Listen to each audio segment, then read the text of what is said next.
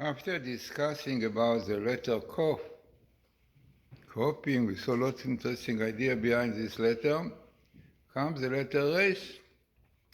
So what the letter Resh represents, why it comes after the Kof. So, let us see from my book, Letters of Fire, Mystical Insight in the Hebrew Language. So, about the letter Resh, interesting idea. It's really there are different interpretations given by the book of Rabbi Kook, Otiot the Rabbi Akiva, Letters of Rabbi Akiva. Sorry, the Letters of Rabbi Akiva is Rabbi Akiva. Rosh Milin is the book of Rabbi Kook, who refer very much to this letter. But let us start with Otiot the Rabbi Akiva.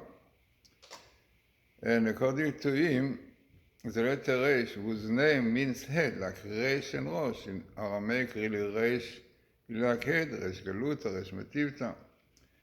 So the letter Resh basically represents the Holy One, blessed He, who stands as the head of the entire universe. Interesting. This fits very much with the connection of the letter Kof, as we saw that in the positive thing is our structure Shabbat says, Kedusha Kadosh, holy, and Resh, with the Holy One, blessed be He, God. So Resh represents the head of the entire universe. Thus, on the one hand, the letter Resh stands for the Holy One, blessed is He. On the other hand, it stands for the opposite of holiness, for it represents the head of all wickedness. Interesting. This is what says Rabbi Akiva in his book Osi also, Rabbi Akiva. It's interesting. Again, like every letter, positive and negative, like we saw the Kof represents holiness, and the other side, opposite. Kuf Resh, these two letters are the basic letters of the Amalekite, about whom is written Asher Kach HaBaderech, who occurs on the way. Rashi said, will defile you on the way with homosexuality. Kuf Resh, in negative way, definitely the Kof, the monkey, the Amalekite Amalkov, and the Resh, wickedness, definitely represents very strong negative powers. So, Amalek, as we said, who are called the first of the nations, Reshit Goyim, also Resh, beginner, because they were the first one to attack the Jews when they came out of Egypt. Likewise, Resh symbolizes other nations that embodied the quality of pride, such as the generation of the Tower of Babylon and Babylonian nations. So, Resh, in a negative way, represents pride. Amalek, the numerical value of Amalek is 240. It is exactly like the numerical value of the Hebrew word Ram, high. So pride, definitely very negative power. And this is a power which symbolized by the Amalekite. One might also suggest that the letter Resh stands for poverty.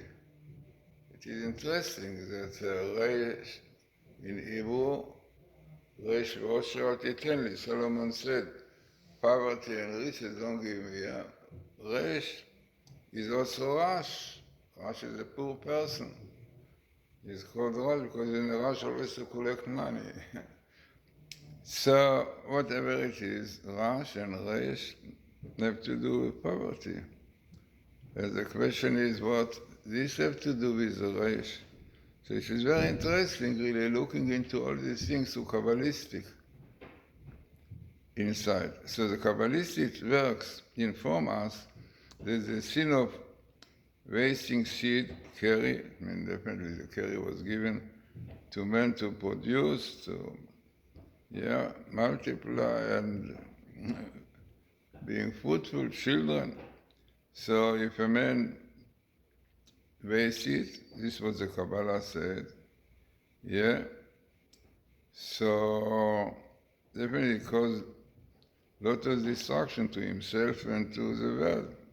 If you don't see that, this is what the Kabbalah says. So they say that in the word, the letter of the Kof and Reish, which are letters of wickedness and spiritual impurity, proceed and dominate the letter Yud. What carry is the name of this sin, wasting this power, the seed which God gave to them to grow, to be fruitful, and misuse it as Kuf Reish are controlling the Yud, which is the first letter of the name of God, Yud Ke Vav Ke. The letters Kuf Reish spell the word Kaf, also called, alluding to coolness towards faith. So thus the nation of Amalek are described by the Torah as the ones who fell upon you on the way.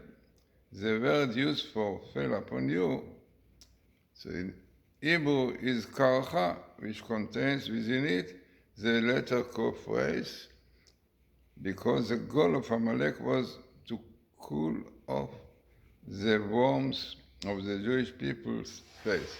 It's amazing that these Amalekites, represent physical and spiritual evil forces against Jews, against Torah, really are described with the letter Kof Reish. Now what is interesting is the order of those letters. If you followed our lectures properly, you could see there is a interesting phenomena in Hebrew, letter after letter. Let us take the simple one, Aleph Mem. Aleph Mem is M, mother. In the alphabetical order, after the Aleph come Bet. After the Mem come Nun. Ben, son. What does the son have to do with the mother? Because according to Judaism, the son is Jewish when his mother is Jewish. It means the son goes after the mother. Interesting. Some say there's a characteristic of a boy more resembles the mother than the father. No. But this is an interesting phenomena. So if you are going, according to this idea, letter after letter, so the letter after Resh, Reshin, Resh, are Kuf Resh, before the Resh, sorry. Kof before the Resh, and Resh before the Shin. So it means you see a connection between poverty and Kar, those evil forces of impurity. So the idea is that poverty is the outcome of the sin of Kari. Interesting, if a man is very much corrupted in matters of defiling himself and contaminating himself, so this causes, unfortunately, poverty, also spiritual and physical. Interesting. So spiritual impurity and wickedness, Kuf Reish, dominate and overcome the holiness within a person as represented by the letter Yud. It is known, unfortunately, when people are very much in this kind of sin, corruption, so it's very difficult for them to accept. He gives an explanation of faith and so on, very difficult. It is further possible to explain the connection between the wicked person and the trait of pride on the basis of a fundamental principle of interpreting letters. When two letters are formed in the same part of the mouth, but one is pronounced more strongly than the other.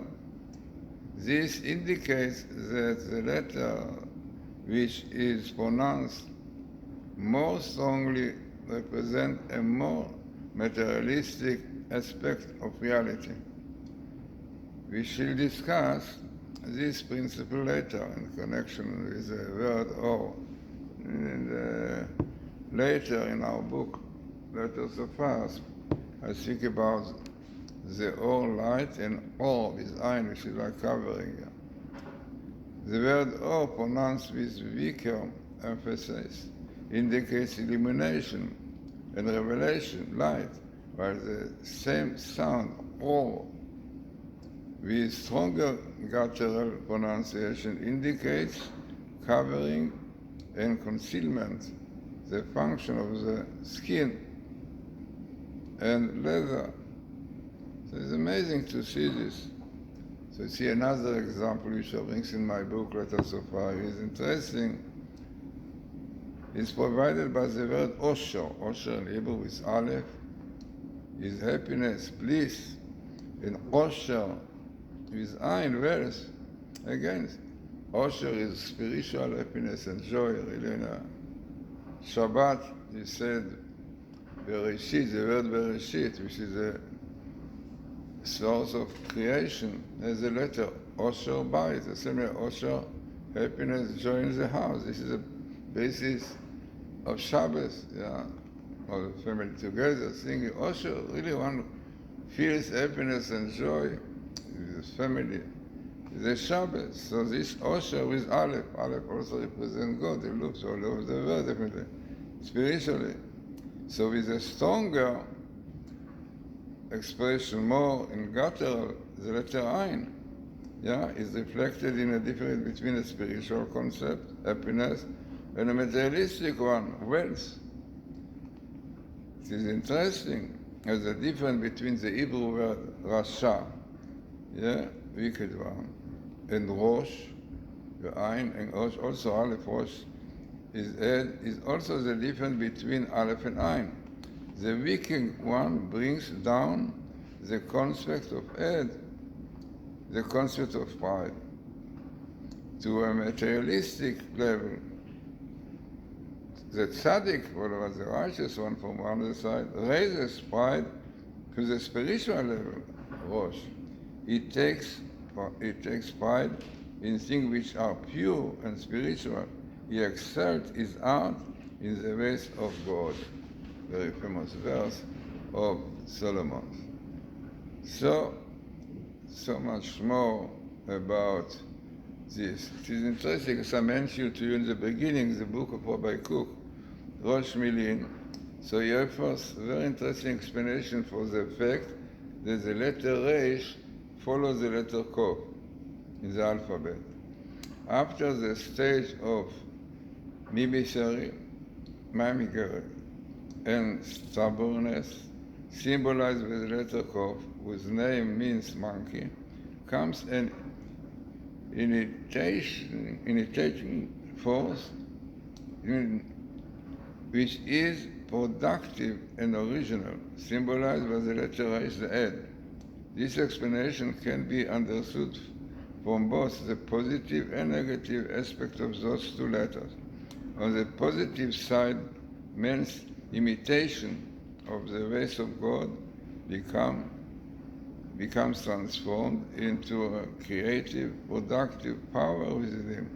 On the negative side, if the forces of impurity disguise themselves as holiness and become roots, like a monkey, in a person's character, then can go on producing more and more evil. It is interesting what the tractate Shabbos under the fourth states. So the Talmud states that the letter Kof represents the Holy One, that is it, while the letter Resh represents the Rasha, the wicked one. It notes that in the alphabet, the order, the Resh turned his back on the Kof, on the letter Kof. This hints that the Holy One, blessed He, does not wish, as it were, to look at the face of the Rasha. Nonetheless, the letter Kov stands as the immediate right of the letter Resh, hinting that the Holy One, blessed He, stands at the right end of the wicked one, always ready to accept him if he repents. So it's so interesting about those Hebrew letters. And all these letters really have so much behind.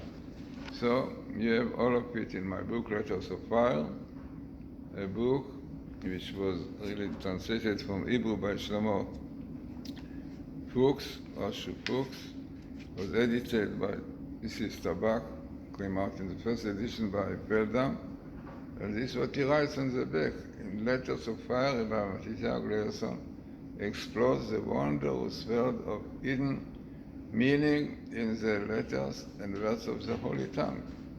This realm of mystical splendor, where even the very form of each letter has profound significance, is revealed here in a language and style that enables every reader to discover the astonishing insights of Kabbalah and the teaching of the sages. So the book can be acquired by my site, GlazersonBooks.com or Glazerson.com, and open that by Judaica bookstore, Amazon, Kindle. So, as I said, interesting is important book about the Hebrew letters, which is really the foundation of the world.